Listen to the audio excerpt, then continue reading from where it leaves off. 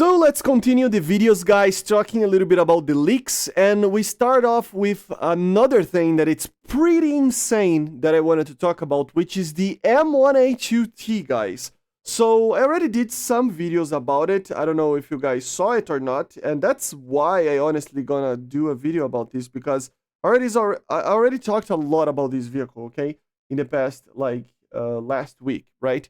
But I really wanted to show what it is and something crazy about it. So yeah, let's get to the game, take a look on an M1 and basically talk about the difference. So the M1A2 T is pretty much what you are seeing here. A normal M1 coming for China, a little bit controversial, but then you really think about it. What is the actual difference? Well, guys, that is not the M1A2. It's just not a normal M1A2. It is a SEPV3 M1A2. And I don't know if you noticed, but we do have the SEPV2 in the game and not the V3. So we don't know yet. I would assume for sure that Gaijin will add for the US as well, because again, if they do add a upgraded model of the Abrams for the Chinese and not for the Americans, I mean, it would be utterly insane, right? Because especially the US needs a new version of the Abrams, right? But yeah, guys, we will probably see it, right? So if you are not seeing on the leaks right now that the Americans are actually getting a SEPV3, don't be too upset about it, because we will probably see something like that coming very soon, okay? In another leak, in an official confirmation, in the teaser that I would probably expect during this week, right? So an overall line of thinking that the US will probably get a SEPV3, just like the the Chinese would, right? The Americans and the Chinese would probably have a SEPV3. So the M1A2 is, like I said, a SEPV3 that it's made for export, okay? Specifically for Taiwan. So what we will change? Will it actually fix the M1A2? Well, that's the thing, guys. The majority of the upgrades over here will definitely make a difference on what this vehicle can do. The first thing that I wanted to talk about is that it has increased armor, okay? Overall, it has better armor. It has some packages of armor that can be added as well on top of the turret, right? So the armor is better, okay? It has a better anti-IED, right? Armor package, basically. So under the tank, I would assume, and on the sides and stuff. Of course, you can carry ERA like this, just like that, with the same, ARA2, if I'm not mistaken. But of course, the main thing is that overall we will have more armor on the turret cheeks, and if I'm not mistaken, even on the hull. Another thing that is pretty interesting about this is that it has the trophy system, okay? So yeah, apparently the M1A2, we don't have a confirmation if it does have that system or not, so maybe the Chinese will not get such a system, but the APS system that we have here on the Merkava, the trophy, right, is here as well, okay? So is on the SEPV3, so it will have not only more armor per se, like passively and reactively armored vehicle, well, passive and reactive armor. Both of them are improved on that tank, but also it has the trophy. So overall, better armor, which is something that the SEPV2 is in need of, right? Another thing, of course, it does have a better system overall for thermals and stuff. Although if you go to the SEPV2 over here, you notice that it is a pretty modern system already, but in real life, it was even more modern, a new generation of a thermal system. So, it is still bad. It's still good, but it's like a second generation, if I'm not mistaken, or third.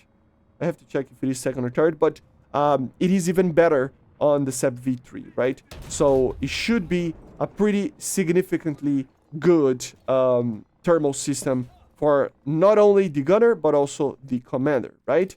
Another thing is obviously that he has better rounds. So this is where I think we might not see the change. So the A29 is already kind of obsolete over here, because before even the SEPV3, the SEPV2 could already fire the A3, if I'm not mistaken, but the V3 could actually fire the A4 variant, which is much better. So yeah, these of course rounds are made to penetrate ERA made by the Russians, right? So it is very, very, very powerful. And also, like I said, I don't think it will have it, probably just the A2, but still.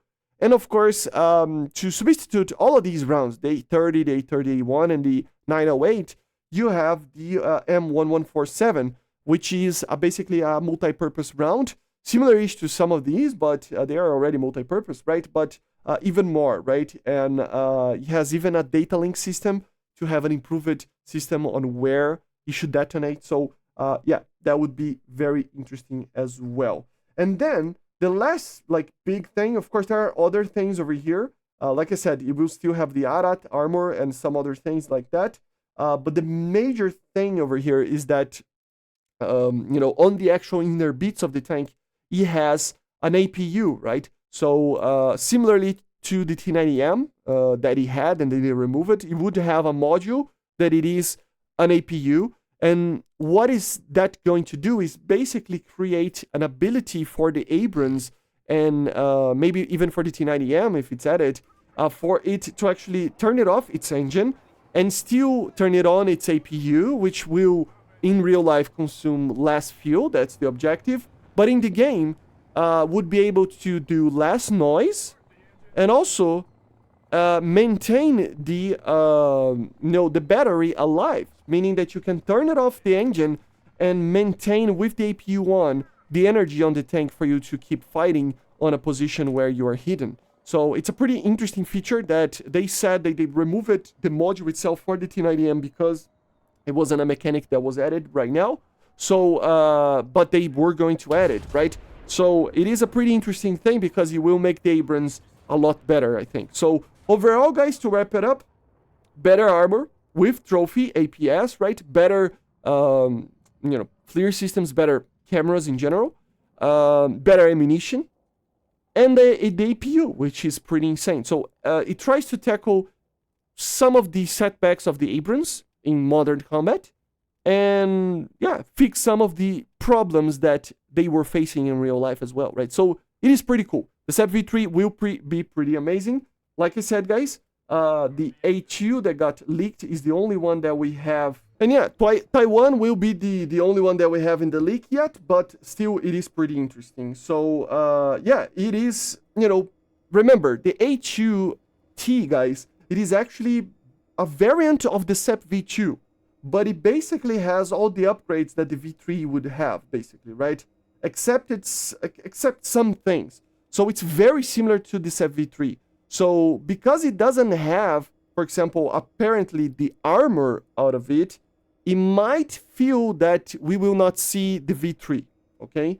And there's no mention of the trophy APS. So it has some things that are worse than the actual SEPV3 of the Americans, but it is very similar to it. So again, it would be kind of insane to have the Chinese receiving these Abrams and the Americans not receiving a SEPV3 because it's so similar to the SEPV3, right? But again, it is initially based off of the SEPV2 with upgrades of the V3, right? That makes it up to be pretty much the same as a V3. That's why I always compare it to the V3, okay? So, yeah, I see you guys on the next one. This is it. Hopefully it gets something added for the US. Maybe not, but hopefully. And yeah, see you guys on the next one. Make sure to subscribe, leave a like, leave a comment, and bye guys. See you.